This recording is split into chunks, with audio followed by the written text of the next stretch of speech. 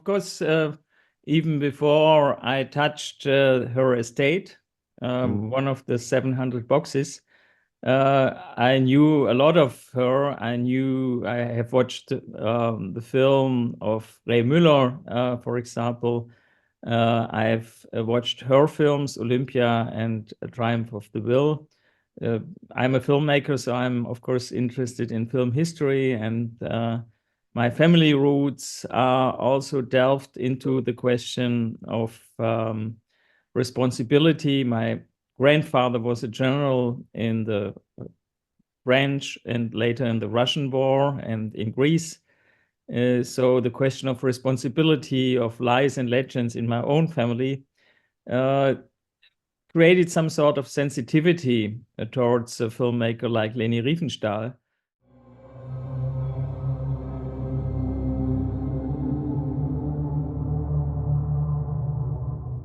The main question was, will we find new issues, new items, new findings in her estate to justify a new film? And this was like a black box. This was a starting point for me. And I can tell you very soon we had findings like a diary, like her private films, like her notes of the drafts of her memoirs, which were quite different in comparison to the printed memoirs. So the interesting question for me was not she's a liar and she created legends. The interesting question was what and when she changes, she shifts her storytelling, creating new lies, creating a new storyline.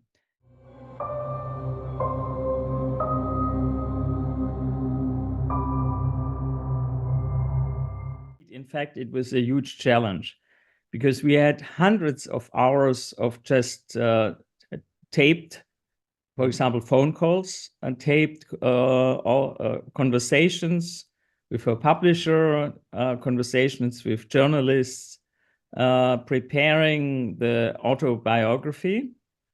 And really, we were quite irritated. How could we use it for a film, not to make an audio play, which would be much easier?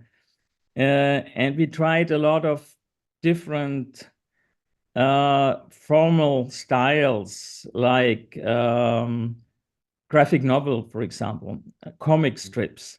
But it didn't work out. Why? Because it looked like a comment, like a sarcastic, ironic comment. If you use comics, it's always, in a way, funny, absurd, funny. And you create a distance with these means by saying it's unbelievable how she lied, and now we can just illustrate it with some sort of comic strip. And I felt uneasy just to comment it on this very superficial level.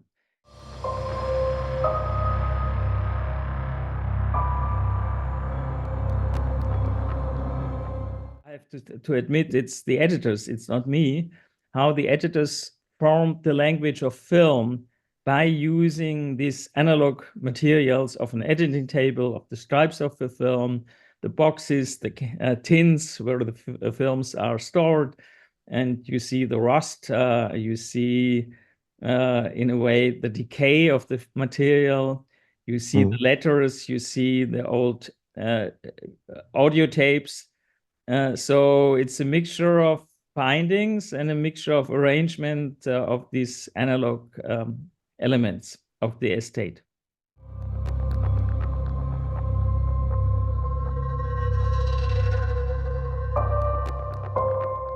I had these images, I can put it like this, I had them under control. I liked them.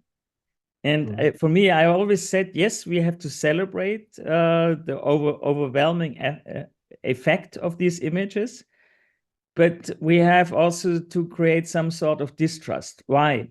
Because these images are reused today. There's a renaissance. When you think of the opening of the Olympic Games, the Winter Olympic Games in picking.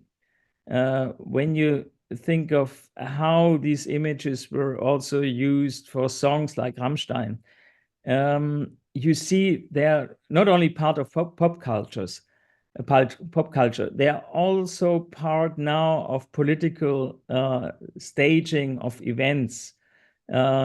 So we can celebrate them. We can't be overwhelmed. We have to contextualize them. And they are used. For the staging of power, of supremacy, and in the very end of the contempt of the others, of the foreigners, of somebody who don't belong to us, whatever us is.